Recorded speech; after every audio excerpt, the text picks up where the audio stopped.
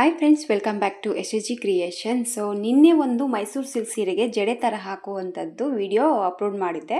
But ಅದಕ್ಕೆ comment ತುಂಬ ಜನ ಮಾಡಿದ್ದೀರಾ, ಕೆಲವೊಬ್ಬರು ಕೆಲವೊಂದು ಕ್ವಶನ್ಗಳನ್ನ ಕೇಳಿದ್ದೀರಾ. ಬಟ್ ಅದಕ್ಕೆ ಇವತ್ತು ಆನ್ಸರ್ ಮಾಡ್ತಾ ಇದ್ದೀನಿ. ಹಾಗೆ ನೆಕ್ಸ್ಟ್ ಇನ್ನೊಂದು ಸೀರೆಗೆ ಕೂಡ ಅದನ್ನೇ ಸ್ವಲ್ಪ ನೀಟಾಗಿ ತೋರಿಸೋ ಒಂದು ಪ್ರಯತ್ನ ಮಾಡ್ತಾ ಇದ್ದೀನಿ. ಇದು ಕೂಡ ಸೀರೆ ನಂದೇ, ಓಲ್ಡ್ ಸ್ಯಾರಿ. ಇದಕ್ಕೇನು ದಾರ ಬಿಚ್ಚಿ ನಾನು ರೆಡಿ ಮಾಡಿ ಇಟ್ಕೊಂಡಿದ್ದೀನಿ. ಇದಕ್ಕೇನು ಈ ಥರ ನಾರ್ಮಲ್ ಇದು ಬಂದು ಉಪ್ಪಡಪಟ್ಟು ಸಾಫ್ಟ್ ಸಿಲ್ಕ್ ಬರುತ್ತಲ್ಲ, ಸೊ ಆ ಸೀರೆಗೆ ಈ ಥರ ಥ್ರೆಡ್ ಎಲ್ಲ ಬರೋದಿಲ್ಲ. ಜಸ್ಟ್ ಈ ಥರ ಥ್ರೆಡ್ ಬರೋದು ಮೈಸೂರು ಸಿಲ್ಕ್ ಸೀರೆಗೆ ಮಾತ್ರ. ಓಕೆನಾ? ಫಸ್ಟು ನಿಮಗೆ ಕ್ಲಾರಿಟಿ ಕೊಡ್ತೀನಿ.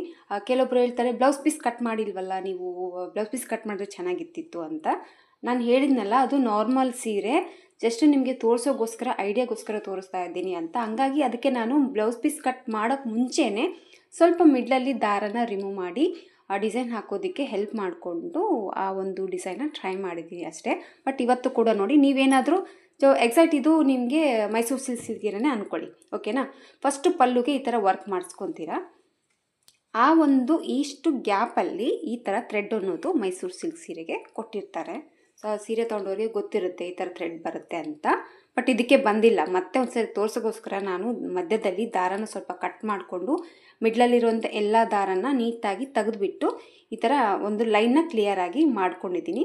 ಸೊ ಮೈಸೂರು ಸಿಲ್ಕ್ ಸೀರೆಗೆ ಅಲ್ಲಲ್ಲಿ ದಾರ ಇರುತ್ತೆ. ಫಸ್ಟು ನೀವು ದಾರನ ಕ್ಲಿಯರಾಗಿ ಈ ಥರ ನೀಟಾಗಿ ಮಾಡಿಕೊಂಡು ರೆಡಿ ಮಾಡಿ ಇಟ್ಕೊಂಡಿರಿ. ಹಾಕೋದಕ್ಕೆ ನಿಮಗೆ ಈಸಿ ಆಗುತ್ತೆ. ಸೊ ಇದು ಕೂಡ ಅಷ್ಟೇ, ನಿಮಗೆ ತೋರ್ಸೋಗೋಸ್ಕರ ವಿಡಿಯೋ ಮಾಡ್ತಾ ಇದ್ದೀನಿ. ಇದಕ್ಕೆ ನಾನು ಸ್ಯಾರಿ ಫುಲ್ಲಾಗಿ ಹಾಕ್ತಾ ಇಲ್ಲ. ಬಟ್ ಸ್ಟಾರ್ಟಿಂಗಲ್ಲಿ ಕೂಡ ಎಂಡ್ ಮಾಡೋದು ತೋರಿಸಿಲ್ಲ, ನೀವು ಎಂಡ್ ಮಾಡೋದು ತೋರಿಸಿಲ್ಲ ಅಂತೆಲ್ಲ. ಮತ್ತು ವಿಡಿಯೋದಲ್ಲಿ ಹೇಳಿದೆ ಅಲ್ವಾ ಮೇಡಮ್, ಜಸ್ಟ್ ನಾನು ನಿಮಗೆ ಐಡಿಯಾ ಕೊಟ್ಟಿದ್ದೀನಿ, ಜಸ್ಟ್ ಜಡೆ ಥರ ಬರುತ್ತೆ, ಹಂಗಾಗಿ ಈ ಥರ ಇದೇ ರೀತಿ ನಿಮ್ಮ ಮೈಸೂರು ಸಿಲ್ಕ್ ಸೀರೆಗೆ ಟ್ರೈ ಮಾಡಿ ಅಂತ ನಾನು ಹೇಳಿದ್ದೀನಿ. ಸೊ ಸ್ಯಾರಿ ಫುಲ್ಲಾಗಿ ಹಾಕಿದರೆ ನಾನು ಖಂಡಿತವಾಗ್ಲೂ ಲಾಸ್ಟಲ್ಲಿ ಫೈನಲ್ ಆಗಿ ಯಾವ ಥರ ಎಂಡ್ ಮಾಡೋದು ಕೂಡ ನಾನು ವಿಡಿಯೋ ಮಾಡ್ತಾ ಇದ್ದೆ. ಬಟ್ ಹಾಕಿಲ್ಲ, ಹಂಗಾಗಿ ವಿಡಿಯೋ ಎಂಡ್ ಮಾಡಿ ತೋರಿಸಿಲ್ಲ. ಬಟ್ ಇದರಲ್ಲಿ ಕೂಡ ನಾನು ಎಂಡ್ ಯಾವ ಥರ ಮಾಡ್ಕೊಳ್ಳೋದು ಅಂತ ನಾನು ನಿಮಗೆ ತೋರಿಸ್ತೀನಿ. ಜಸ್ಟ್ ನಿಮಗೆ ಐಡಿಯಾ ಕೊಟ್ಟರೆ ಸಾಕಾಗುತ್ತೆ ಅಂತ ಹೇಳ್ಬಿಟ್ಟು ಐಡಿಯಾ ತೋರಿಸಿದ್ದೆ ಅಷ್ಟೇ. ಹಂಗಾಗಿ ಇದೇನು ನಿಮಗೆ ಶಾರ್ಟಲ್ಲೇ ತೋರಿಸಿ ವಿಡಿಯೋ ಅಪ್ಲೋಡ್ ಮಾಡೋ ಉದ್ದೇಶ ನಂದು ಇರಲಿಲ್ಲ. ನೀವು ನೋಡಿಕೊಂಡು ಟ್ರೈ ಮಾಡಿ. ಸೊ ಎಂಡ್ ಮಾಡೋದೇನು ದೊಡ್ಡ ವಿಷಯ ಅಲ್ಲ. ಜಸ್ಟ್ ನೀವು ಒಂದು ಲಾಸ್ಟಲ್ಲಿ ಒಂದು ಕಾಟನ್ ಥ್ರೆಡಿಂದ ಲಾಕ್ ಹಾಕ್ಬೋದು, ಅಥವಾ ಗಮ್ ಹಾಕಿ ಪೇಸ್ಟ್ ಮಾಡ್ಬೋದು. ಸೊ ಒಂದು ಸತಿ ಡಿಸೈನ್ ಹಾಕಿದ್ವಿ ಅಂದರೆ ಲಾಸ್ಟಲ್ಲಿ ನಾವು ಹೆಂಗಾದರೂ ಎಂಡ್ ಮಾಡ್ಬೋದು. ಸೊ ಅದೇ ನಿಮಗೇನು ಅಂತ ಏನು ಹೆವಿ ಅನಿಸೋದಿಲ್ಲ. ಬಟ್ ಯಾಕೋ ಗೊತ್ತಿಲ್ಲ, ಎಂಡ್ ಮಾಡಿ ತೋರಿಸಿ ಅಂತ ಜಾಸ್ತಿ ಕಾಮೆಂಟೇ ಮಾಡ್ತಾ ಇದ್ದೀರಾ. ಇನ್ನೊಬ್ರು ಹೇಳಿದ್ರು ನಾನು ಕೈಯಿಂದನೇ ಹಾಕಿದ್ದೀವಿ, ನೀವು ನೀಡಲಿಂದ ಹಾಕಿದ್ದೀರಾ ಅಂತ. ಸೊ ನಿಮಗೆ ಕೈಯಿಂದ ಹೆಲ್ಪ್ ಆಯಿತು, ಈಸಿ ಆಯಿತು ಅನಿಸುತ್ತೆ, ನೀವು ಕೈಯಿಂದ ಹಾಕಿದ್ದೀರಾ. ಬಟ್ ನನಗೆ ಕ್ರೋಶದಲ್ಲಿ ಈಸಿ ಆಯಿತು, ಕ್ರೋಶದಲ್ಲಿ ಹಾಕಿದ್ದೀನಿ. ಸೊ ನಿಮಗೆ ಯಾವ ಥರ ಕಂಫರ್ಟ್ ಅನಿಸುತ್ತೋ ಆ ಥರದಲ್ಲಿ ಟ್ರೈ ಮಾಡಿ. ನಿಮಗೆ ಯಾವುದು ಈಸಿ ಅನಿಸುತ್ತೋ ಅದರಲ್ಲೇ ನೀವು ಹಾಕ್ಕೊಡಿ. ನಾವೇ ಹಾಕಿದಂಗೆ ನೀವು ಹಾಕಬೇಕು ಅನ್ನೋದಿಲ್ಲ. ಯಾರ್ಯಾರಿಗೆ ಯಾವ ಥರ ಈಸಿ ಆಗುತ್ತೋ ಯಾರಿಗೆ ಗೊತ್ತು. ಒಬ್ಬೊಬ್ರಿಗೆ ಇನ್ನೂ ಈಸಿ ಮೆಥಡಲ್ಲಿ ಬರ್ಬೋದು. ಬಟ್ ನಮಗಂತೂ ಇದು ನೋಡೋದಕ್ಕೆ ಈಸಿ ಆದರೂ ಸ್ವಲ್ಪ ಟಫ್ ಅಂತಾನೆ ಅನಿಸ್ತು ನನಗೂ ಕೂಡ. ಹಾಗೆ ನೀಡಲ್ ನಂಬರ್ ಕೇಳ್ತಾ ಇದ್ದರೆ, ನಾನು ನೋಡಿ ರೆಗ್ಯುಲರಾಗಿ ಕ್ರೋಶ ಹಾಕೋದಕ್ಕೆ 9.0 mm 8.0 mm ಈ ಥರ ನೀಡಲ್ ಬರುತ್ತೆ. ಬಟ್ ಇದಕ್ಕೆ ಮಾತ್ರ ಸಹಾಯಕ್ಕೋಸ್ಕರ ಇದು ಉಲನ್ನು ಹಾಗೆ ಸ್ವೆಟ್ರೆಲ್ಲ ಹಾಕ್ತೀರಾ. ಸೊ ಆ ಸ್ವೆಟ್ರ್ ಹಾಕೋದಕ್ಕೆ ನೀಡಲ್ ಕೇಳಿದ್ರೆ ಇದೇ ಬಿಗ್ ಸೈಜಲ್ಲಿ ಸಿಗುತ್ತೆ, ಇದಕ್ಕಿಂತ ದೊಡ್ಡ ಸೈಜ್ ಸಿಗೋದಿಲ್ಲ. ಇದೇ ಲಾಸ್ಟು. ಎಕ್ಸಾಕ್ಟಾಗಿ ನಂಬರ್ ಹೇಳಬೇಕು ಅಂದರೆ ಈ ನೀಡಲ್ ಮೇಲೆ ಅವರು ನಂಬರ್ ಕೂಡ ನೀಟಾಗಿ ಕೊಟ್ಟಿಲ್ಲ. ತುಂಬ ದಿನ ಆಯಿತು ಅನಿಸುತ್ತೆ ಸ್ಟಾಕ್ ಆಗಿದ್ದು, ಎಷ್ಟು ದಿನದೋ ಗೊತ್ತಿಲ್ಲ. ಬಟ್ ಇದ್ರ ಮೇಲೆ ನಂಬರ್ ಕೂಡ ಇಲ್ಲ ಹೇಳೋದಕ್ಕೆ. ನೀವು ಹೋಗಿ ಸ್ವೆಟ್ರು ಮತ್ತು ಉಲನ್ ಹಾಕೋದ್ರಲ್ಲಿ ಲಾಸ್ಟ್ ಸೈಜಲ್ಲಿ ನೀಡಲ್ ಕೊಡಿ ಅಂದರೆ, ಕ್ರೋಶ ಸೂಜಿ ಕೊಡಿ ಅಂದರೆ ಇದು ಕೊಡ್ತಾರೆ. ಸೊ ಇನ್ನೊಂದ್ಸತಿ ನೋಡ್ಕೊಂಬಿಡಿ, ದೊಡ್ಡದಾಗಿರೋಂಥದ್ದೇ ತೊಗೊಂಡಿದ್ದೀನಿ. ರೆಗ್ಯುಲರಾಗಿ ಕ್ರೋಶ ಡಿಸೈನ್ಗೆ ಏನು ವರ್ಕ್ ಮಾಡ್ತೀನಲ್ವ, ಆ ನೀಡಲ್ಲು ನಾನು ತೊಗೊಂಡಿಲ್ಲ. ಓಕೆನಾ? ಬನ್ನಿ ಸ್ವಲ್ಪ ವಿಡಿಯೋನ ಸ್ಟಾರ್ಟ್ ಮಾಡೋಣ. ವಿಡಿಯೋ ಸ್ಟಾರ್ಟ್ ಮಾಡೋಕ್ಕೆ ಮುಂಚೆ ಹೊಸಬ್ರು ಯಾರಾದರೂ ನನ್ನ ಚಾನಲ್ನ ನೋಡ್ತಾ ಇದ್ದರೆ ಪ್ಲೀಸ್ ಸಬ್ಸ್ಕ್ರೈಬ್ ಮಾಡ್ಕೊಂಡು ನೋಡ್ಕೊಳ್ಳಿ. ನೀವು ಸಬ್ಸ್ಕ್ರೈಬ್ ಮಾಡ್ಕೊಂಡು ನೋಡ್ಕೊಳ್ಳೋದ್ರಿಂದ ನಾನು ಹಾಕುವಂಥ ಎಲ್ಲ ಫಸ್ಟ್ ವಿಡಿಯೋ ನೋಟಿಫಿಕೇಷನ್ ಅನ್ನೋದು ನಿಮ್ಮ ಮೊಬೈಲ್ಗೆ ಬರುತ್ತೆ. ಎಲ್ಲಕ್ಕಿಂತ ಮೊದಲಾಗಿ ನೀವು ನೋಡ್ಬೋದು. ಹಾಗೆ ಕೆಳಗಡೆ ಶಾಪಿಂಗ್ ಶೋ ಆಗ್ತಿರುತ್ತೆ, ಒಳ್ಳೊಳ್ಳೆ ಸೀರೆ ಕಲೆಕ್ಷನ್ ಇದೆ, ಆಫರಲ್ಲಿ ಕೂಡ ನಡೀತಾ ಇದೆ. ಸೊ ನೀವು ಆರಾಮಾಗಿ ನಿಮ್ಗೆ ಇಷ್ಟ ಇರುವಂಥ ಸೀರೆನ ಪರ್ಚೇಸ್ ಮಾಡ್ಬೋದು.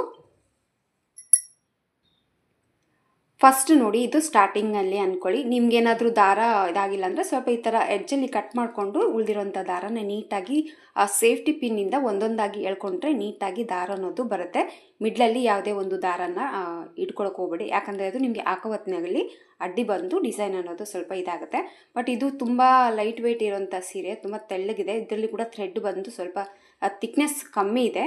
ಮತ್ತು ಇದನ್ನು ಕೂಡ ಥಿಕ್ನೆಸ್ ಇಲ್ಲ ಅಂತ ಹೇಳಕ್ಕೆ ಹೋಗ್ಬೇಡಿ. ಸೊ ಡೆಫಿನೆಟ್ಲಿ ನೀವು ಮೈಸೂರು ಸಿಲ್ಕ್ ಸೀರೆಗೇ ಈ ಥರ ಡಿಸೈನ್ ಅನ್ನೋದು ಟ್ರೆಂಡಿಂಗ್ ಆಗಿದೆ, ಅದು ಇನ್ಸ್ಟಾಗ್ರಾಮ್ನಲ್ಲಿ. ಸೊ ಮೈಸೂರು ಸಿಲ್ಕ್ ಸೀರೆ ಕಂಪಲ್ಸರಿ ಈ ಥರ ಕೊಡ್ತಾರೆ. ಸೊ ಅದು ಗ್ಯಾಪ್ಗೋಸ್ಕರ ಅದನ್ನ ಕವರ್ ಮಾಡಿದ್ದಾರೆ. ತುಂಬಾ ಚೆನ್ನಾಗಿದೆ, ಒಳ್ಳೆ ಐಡಿಯಾ. ಇದು ಫಸ್ಟೆಲ್ಲ ಇರಲಿಲ್ಲ. ನನ್ನ ಹತ್ರನೂ ಸುಮಾರು ಸೀರೆ ಬಂದವು. ಬಟ್ ನಾನು ಅಂದ್ಕೊಂಡೆ ಯಾಕೆ ಈ ಥರ ಮಿಡ್ಲಲ್ಲಿ ದಾರ ಬಿಟ್ಟಿದ್ದಾರೆ ಇವರು, ಏನು ಹಾಕೋದು ಅಂತ. ಬಟ್ ಐಡಿಯಾ ಇರೋದ್ರಿಂದ ಹಾಗೆ ಕೊಟ್ಬಿಟ್ವಿ. ಬಟ್ ಈಗ ಐಡಿಯಾ ಬಂದಿದೆಯಲ್ವಾ, ನೆಕ್ಸ್ಟ್ ಯಾರಾದರೂ ಕಸ್ಟಮರ್ ಹಾಕಿದಾಗ ಮತ್ತೆ ಅದರದ್ದು ವೀಡಿಯೋ ಕಂಪಲ್ಸರಿ ಮತ್ತೆ ಪೋಸ್ಟ್ ಮಾಡ್ತೀನಿ.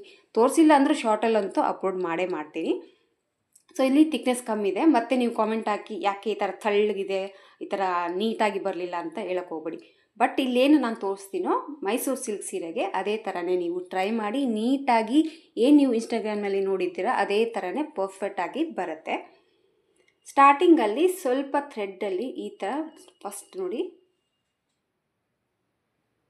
ದಾರನ ಎಳ್ಕೊಂಡು, ನೆಕ್ಸ್ಟ್ ಇರುವಂಥ ದಾರನ ಸ್ವಲ್ಪ ಈ ಥರ ತೆಗೆದು, ಇಲ್ಲಿ ದಾರ ಏನಿದೆ ಅಲ್ವಾ ಸ್ವಲ್ಪ ಈ ಥರ ಇಟ್ಕೊಂಡಿರಿ.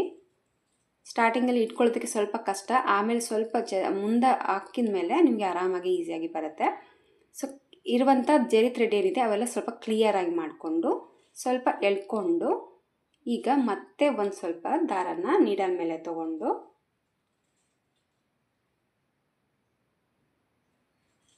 ಈ ದಾರವನ್ನು ಈ ದಾರದಿಂದ ಈ ರೀತಿ ಪಾಸ್ ಮಾಡ್ಕೋಬೇಕು. ಸೇಮ್ ಕ್ರೋಶಾ ಚೈನ್ ಯಾವ ಥರ ಹಾಕ್ಕೊತೀವೋ ಅದೇ ರೀತಿಯಾಗಿ ಬರುತ್ತೆ ಇದು. ಇದರಲ್ಲಿ ಪಾಸ್ ಮಾಡ್ಕೊಂಡಿದ್ದೀನಿ. ಮತ್ತೆ ಸ್ವಲ್ಪ ದಾರನ ಮೇಲೆ ಮಾಡ್ಕೊತೀನಿ. ಗ್ಯಾಪ್ ಕಾಣಿಸ್ತಾ ಇದೆ ನೋಡಿ, ಈ ಥರ ಸ್ವಲ್ಪ ದಾರನ ಮೇಲೆ ಮಾಡಿಕೊಂಡು ಮತ್ತೆ ನೆಕ್ಸ್ಟ್ ಸ್ವಲ್ಪ ದಾರನ ಮತ್ತೆ ಇದರಲ್ಲಿ ಎಳ್ಕೊತಾ ಇದ್ದೀನಿ. ಸ್ಟಾರ್ಟಿಂಗಲ್ಲಿ ಜರಿ ಇದೆಯಲ್ವಾ, ಸೊ ಸ್ವಲ್ಪ ಆ ಕಡೆ ಈ ಕಡೆ ಆಗುತ್ತಿರುತ್ತೆ. ಸ್ವಲ್ಪ ಬ್ಯಾಕಲ್ಲಿ ಮತ್ತೆ ದಾರನ ಸ್ವಲ್ಪ ರಿಮೂವ್ ಮಾಡಿ ಮತ್ತೆ ಸ್ವಲ್ಪ ನೀಡಲ್ ಮೇಲೆ ದಾರ ತೊಗೊಂಡು ಮತ್ತೆ ಇದರಲ್ಲಿ ಈ ರೀತಿ ಪಾಸ್ ಮಾಡ್ಕೊಳ್ಳಿ. ಕಾಣಿಸುತ್ತೆ ಅಂದ್ಕೊಂಡಿದ್ದೀನಿ. ಸ್ವಲ್ಪ ಹೇಳಿದ್ನಲ್ಲ, ಈ ಸೀರೆಗೆ ಸ್ವಲ್ಪ ಥಿಕ್ನೆಸ್ ದಾರ ಕಮ್ಮಿ ಇದೆ, ಈ ಥರ ಬರುತ್ತೆ. ಮೈಸೂರು ಸಿಲ್ಕ್ಗೆ ಸ್ವಲ್ಪ ದಾರ ಜಾಸ್ತಿ ಇರುತ್ತೆ, ಅದು ಹೇಳೋದೇ ಬೇಕಾಗಿಲ್ಲ. ಯಾಕಂದರೆ ಅದು ಪ್ರೈಸ್ ಕೇಳಿದ್ರೆ ನಿಮ್ಗೆ ಗೊತ್ತಾಗುತ್ತೆ ಅದು ಯಾಕೆ ಆ ಥರ ದಾರ ಕೊಡ್ತಾರೆ ಅವರು ಅಂತ. ಸೊ ಮತ್ತೆ ಈ ಥರ ದಾರನ ಈ ಒಂದು ದಾರದಲ್ಲಿ ಪಾಸ್ ಮಾಡ್ಕೊತಾ ಇದ್ದೀನಿ. ರಾತ್ರಿ ಎಲ್ಲ ಕುಂತ್ಕೊಂಡು ಈ ಸೀರೆನ ಬಿಚ್ಚಿ ನಿಮಗೋಸ್ಕರನೇ ವಿಡಿಯೋ ಮಾಡ್ತಾಯಿದ್ದೀನಿ. ಮತ್ತೆ ಎಕ್ಸ್ಟ್ರಾ ಕ್ವಶನ್ನ ಕೇಳಬೇಡಿ. ಕೆಲವೊಬ್ರು ಕಾಮೆಂಟ್ಗಳನ್ನ ಹಾಕಿರ್ತೀರಾ, ಶಾರ್ಟಲ್ಲಿ ಹಾಕಿಬಿಡ್ತೀರಾ, ಅದಂತೂ ನನಗೆ ಅರ್ಥನೇ ಆಗೋದಿಲ್ಲ. ಸೊ ಅರ್ಥ ಆದರೆ ಮಾತ್ರ ಆನ್ಸರ್ ಕೊಡ್ತೀನಿ, ಬಟ್ ಅರ್ಥ ಆಗಿಲ್ಲ ಅಂದರೆ ನಾನು ಕ್ವಶನ್ಗೆ ಆನ್ಸರ್ ಕೊಡಲ್ಲ. ನೋಡಿ ಈ ಥರ ಕ್ರೋಶಾ ಸೂಜಿಲಿ ನೀಡಲ್ನ ಈ ಥರ ಗಂಟನ್ನು ಈ ಥರ ಹಾಕ್ಕೊಂಡು ಹೋಗೋದು ಅಷ್ಟೇ. ನಿಮಗೆ ಕಾಣಿಸುತ್ತೆ ಅಂದ್ಕೊಂಡಿದ್ದೀನಿ, ಈ ಥರ ಬರುತ್ತೆ. ಸೊ ಮಿಡ್ಲಲ್ಲಿ ನಿಮಗೆ ಬೀಡ್ಸ್ ಬೇಕಿದ್ದರೆ ಹಾಕ್ಕೊಳ್ಳಿ, ಇಲ್ಲಾಂದರೆ ಹಾಗೆ ದಾರದಿಂದ ಹಾಕ್ಕೊಂಡ್ರು ಕೂಡ ಚೆನ್ನಾಗಿ ಕಾಣಿಸುತ್ತೆ. ಲಾಸ್ಟಲ್ಲಿ ಬೇಕಿದ್ದರೆ ಒಂದು ಗಮ್ ಪೇಸ್ಟ್ ಮಾಡಿ ಮೇಲೆ ಒಂದು ಸ್ಟೋನ್ ಸ್ಟಿಕ್ಕರ್ ಕೂಡ ನೀವು ಇಡ್ಬೋದು. ಬಟ್ ಒಂದೇನಪ್ಪ ಅಂದರೆ ಸ್ವಲ್ಪ ಜಾಸ್ತಿ ದಾರನ ಸ್ವಲ್ಪ ಕ್ಲಿಯರ್ ಮಾಡಿಕೊಂಡು ಸ್ವಲ್ಪ ಈ ರೀತಿ ಕೆಳಗಡೆ ನೀಡಲ್ನೇನು ದಾರ ಇದೆಯಲ್ಲ ಸ್ವಲ್ಪ ಈ ರೀತಿ ಎಳ್ಕೊಂಬಿಟ್ಟು ಮತ್ತೆ ನೆಕ್ಸ್ಟ್ ದಾರನ ಇದ್ರ ಒಳಗಡೆ ಹಾಕ್ಕೋಬೇಕು.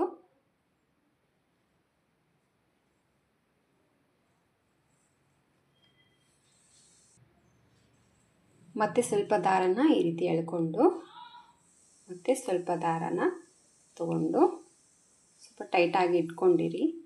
ಇಟ್ಕೊಂಡ್ಬಿಟ್ಟು ಇದರಿಂದ ಇದನ್ನು ದಾರನ ಈ ರೀತಿ ಎಳ್ಕೋಬೇಕು.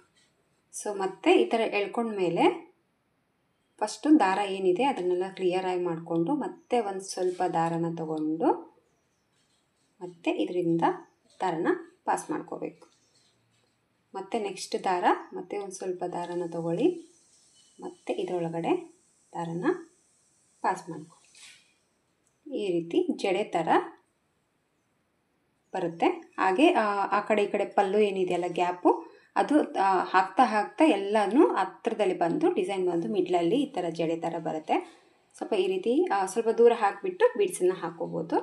ನಿಮಗೆ ಎಷ್ಟು ಬೀಡ್ಸ್ ಬೇಕೋ ಅಷ್ಟು ಬೀಡ್ಸನ್ನು ನೀವು ಆ್ಯಡ್ ಮಾಡ್ಕೋಬೋದು. ಜಾಸ್ತಿ ಇಷ್ಟಪಡೋರು ಜಾಸ್ತಿ ಬೀಡ್ಸನ್ನ ಹಾಕ್ಕೊಳ್ಳಿ, ಕಡಿಮೆ ಬೀಡ್ಸ್ ಇಷ್ಟಪಡೋರು ಕಡಿಮೆ ಬೀಡ್ಸ್ಗಳನ್ನ ಕೂಡ ನೀವು ಹಾಕ್ಕೋಬೋದು. ಬಟ್ ಸ್ವಲ್ಪ ದಾರ ಅಡ್ಡ ಅಷ್ಟೇ, ಅದರಲ್ಲಿ ಯಾವುದೇ ಒಂದು ಕೆಲಸ ಹೆವಿ ಇಲ್ಲ. ಜಸ್ಟ್ ಈ ರೀತಿ ಕ್ರೋಶಲ್ಲೇ ನೀವು ಚೈನಾಗ ಮಾಡ್ಕೊಂಡು ಹೋಗೋದು ಅಷ್ಟೇ. ಜಸ್ಟ್ ಎರಡು ಥ್ರೆಡ್ ಸ್ವಲ್ಪ ದಾರ ತೊಗೊಂಡು ಮತ್ತು ಇದ್ರ ಮಿಡ್ಲಲ್ಲಿ ಈ ರೀತಿ ಹಾಕ್ಕೊಂಡು ಹೋಗಬೇಕು. ಸೊ ಮೈಸೂರು ಸಿಲ್ಕ್ಗೆ ಖಂಡಿತವಾಗ್ಲೂ ಒಮ್ಮೆ ಟ್ರೈ ಮಾಡಿ. ಇದೇ ಮೆಥಡಲ್ಲಿ ತುಂಬ ನೀಟಾಗಿ ಬಂದೇ ಬರುತ್ತೆ. ಹೇಳ್ತೀನಿ ಮತ್ತೊಂದು ಸತೆ, ಅದರಲ್ಲಿ ದಾರ ಸ್ವಲ್ಪ ಥಿಕ್ನೆಸ್ ಆಗಿ ಜಾಸ್ತಿ ಇರುತ್ತೆ, ಆರಾಮಾಗಿ ನೀಟಾಗಿ ಬರುತ್ತೆ.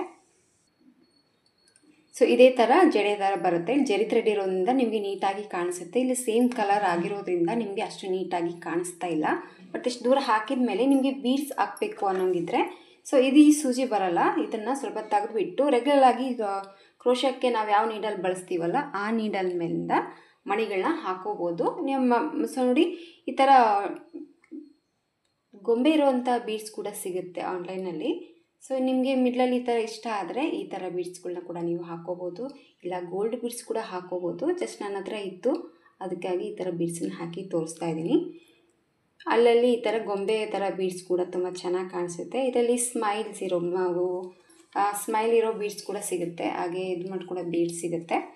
ಈ ಥರ ಬೀಡ್ಸ್ಗಳನ್ನ ಕೂಡ ನೀವು ಮಿಡ್ಲಲ್ಲಿ ಹಾಕೋಬೋದು, ಅದು ನಿಮಗೆ ಇಷ್ಟ ಆದರೆ ಮಾತ್ರ. ಇಲ್ಲ ಬೇಡ ಅನ್ನೋಂಗಿದ್ರೆ ಕಾಮನ್ ಆಗಿ ರೆಗ್ಯುಲರ್ ಆಗಿ ಎಲ್ಲರಿಗೂ ಸಿಗುವಂಥ ಬೀಡ್ಸು ಗೋಲ್ಡ್ ಕಲರು ನಿಮ್ಮ ಹತ್ರ ಇರುತ್ತೆ, ಆರಾಮಾಗಿ ಸಿಗುತ್ತೆ. ಸೊ ಈ ಥರ ಗೋಲ್ಡ್ ಕಲರ್ ಬೀಡ್ಸು ಉದ್ದ ಇರೋಂಥದ್ದು, ಹಾಗೆ ರಿಂಗ್ ಬೀಡ್ಸು, ಸೊ ಅದು ಬಂದು ನಿಮ್ಮ ಇಷ್ಟ, ನಿಮಗೆ ಯಾವ ಥರ ಮಣಿ ಬೇಕೋ ಆ ಥರ ಮಣಿನ ಹೊಣಿಸ್ಕೊಂಡು ಮತ್ತು ಸೇಮ್ ಸ್ವಲ್ಪ ಥ್ರೆಡ್ಡಿನ ಮೇಲೆ ಮಾಡಿಕೊಂಡು ಕೈಯಿಂದ ಹಿಡ್ಕೊಂಡ್ಬಿಟ್ಟು ಮತ್ತು ದೊಡ್ಡದಾಗಿರುವಂಥ ನೀಡಲ್ನ ತೊಗೊಂಡು ಸೇಮ್ ಈಗೇನು ಮತ್ತೆ ನಾವು ಹಾಕಿದ್ದೀವಲ್ವ ಅದನ್ನೇ ಈಗ ಮತ್ತೆ ಕಂಟಿನ್ಯೂ ಮಾಡ್ಕೊಂಡು ಹೋಗೋದು ಸ್ಯಾರಿ ಫುಲ್ಲಾಗಿ ಅಷ್ಟೇ. ಸ್ವಲ್ಪ ಥ್ರೆಡನ್ನು ತೊಗೊಂಡು ಇದರೊಳಗಡೆ ಪಾಸ್ ಮಾಡ್ಕೋಬೇಕು.